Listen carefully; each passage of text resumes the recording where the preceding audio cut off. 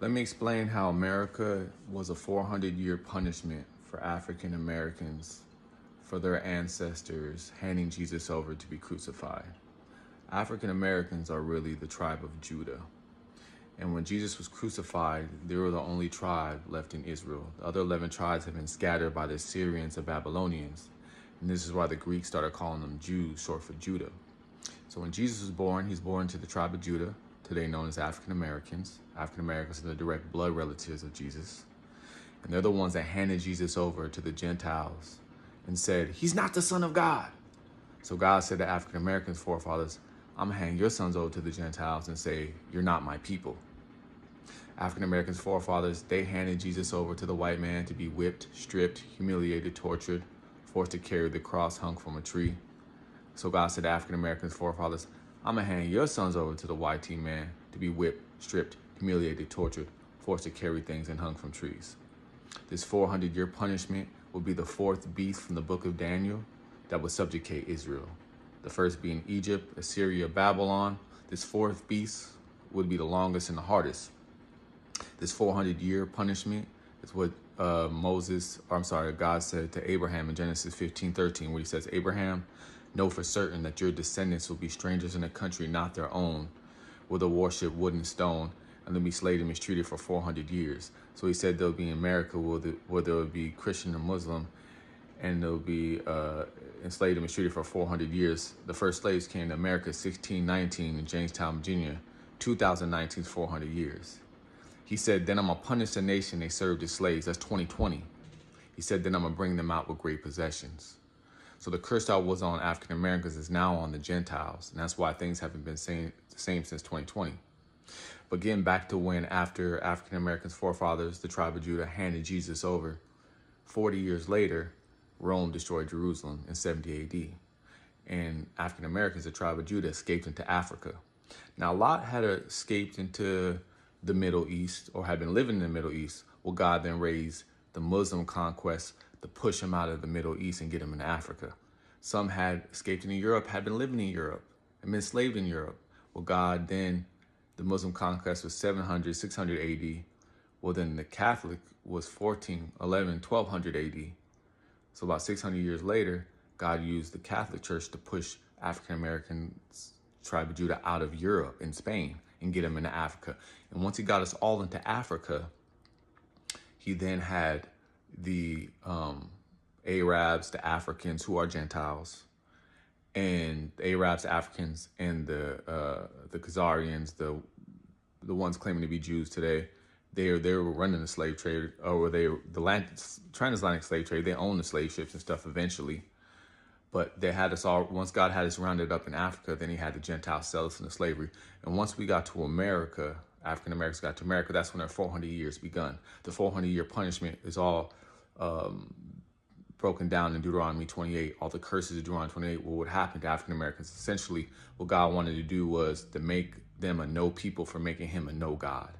So African Americans' forefathers, starting out when Moses brought them out of Egypt, they kept coming in and out of slavery, Egypt, Egyptian slavery, Assyrian slavery, Babylonian slavery. He kept putting them under the Amalekites, the Philistines.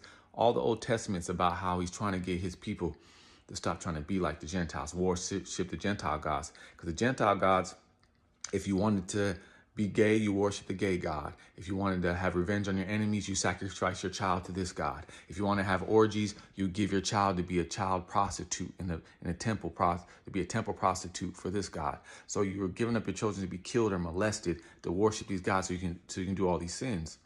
Instead of worshiping the one God you've seen with your own eyes, but he has all these rules.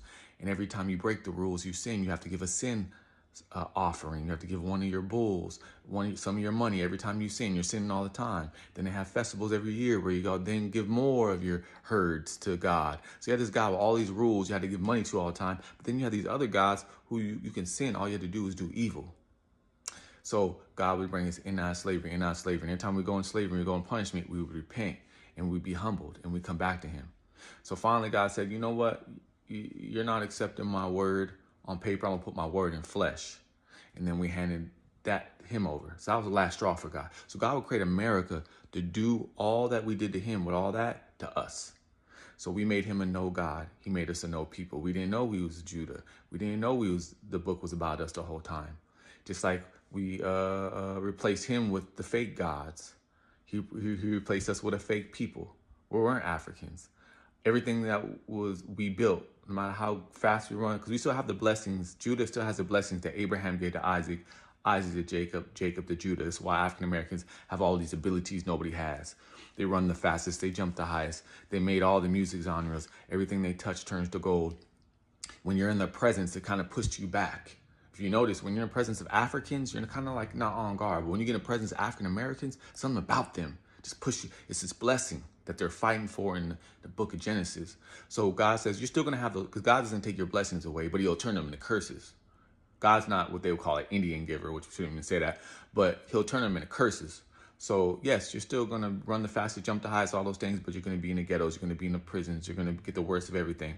So just like we gave everything that was God's to the Gentiles, he was now going to give everything that was ours to the Gentiles. So yeah, you're still going to do those things, but everything you create is going to be stripped from you and given to the Gentiles. Everything that cities you establish, no matter what you do, is going to be stripped from you and given to the Gentiles. So God said to Israel, to Judah, now you're going to know how I feel. Just like you handed my son over, you sold my son into slavery, which 30 pieces of silver is the price of a slave. That's what we sold Jesus over. Everything you did to my son is going to be done to your sons. You're going to see how I feel. So now that curse is over, 1619, 2019, because the first slaves came here in 1619, Jamestown, Virginia. 2019, our 400 years has been over. The curse that was on us is now on the Gentiles, and that's why you haven't seen things be the same. It looks like they might come back, but they're not coming back. So you see all the Gentile nations fighting each other now, Pakistan and India and Ukraine and Russia and the fake Jews and the Arabs. Everything that's happening to us, you're starting to see happen to the Gentile nations. And that same curse that had us fighting us, now they're fighting. Earthquakes, tornadoes, volcanoes. God compares this time to a woman having a baby. So it comes in contractions to prepare, to prepare the woman for the pain, to prepare the world for the great tribulation. And what's going to happen is everything's going to be stripped from the Gentiles now and given back to us. The other 11 tribes, who are the ones that built the pyramids, learned that from when they're in Egypt. Used to sacrifice their children, like the Aztecs and stuff, used to sacrifice their children to false gods. Those are the tribes of Israel. That's what they learned to build. They say, oh, the aliens did it. How they all build pyramids? That's because they're the tribes of Israel. They've been scattered. Well, they're going to wake up to who they are. They're going to migrate to Judah, the tribe of Judah, African Americans. And we're going to lead them back to Jerusalem while the Gentile world comes to an end. There is no rapture. That's a Catholic lie. If the Gentiles want to be saved from the great tribulation, they must follow us back to Jerusalem. And if they won't accept African Americans as the tribe of Judah, then they're not going to accept their direct blood cousin when he comes out those clouds. So when Jesus comes out those clouds as an African American, if you wouldn't accept us as his people, you're not going to accept an African American as your Messiah. So this is a test for the Gentiles. The test for the Gentiles in this new world is, would you rather be on top, on hell on earth where you are now, or be at the bottom on heaven on earth to come? That's the test for you. And most are not going to accept it. They're going to gather an army and come after us. We march back to Jerusalem. Jesus can go down and fight these armies himself. When we get to Israel, the entire world's going to be on fire. The only thing that's going to be untouched is Israel. So the Gentiles that will not accept this, them and their bloodlines, are going to be wiped out. And when Jesus comes down with New Jerusalem, establish this New Jerusalem here on earth, us and the Gentiles that would accept it are going to establish this new world. It's going to be a world of peace, of love, of joy. And you should want that, no matter who's on top.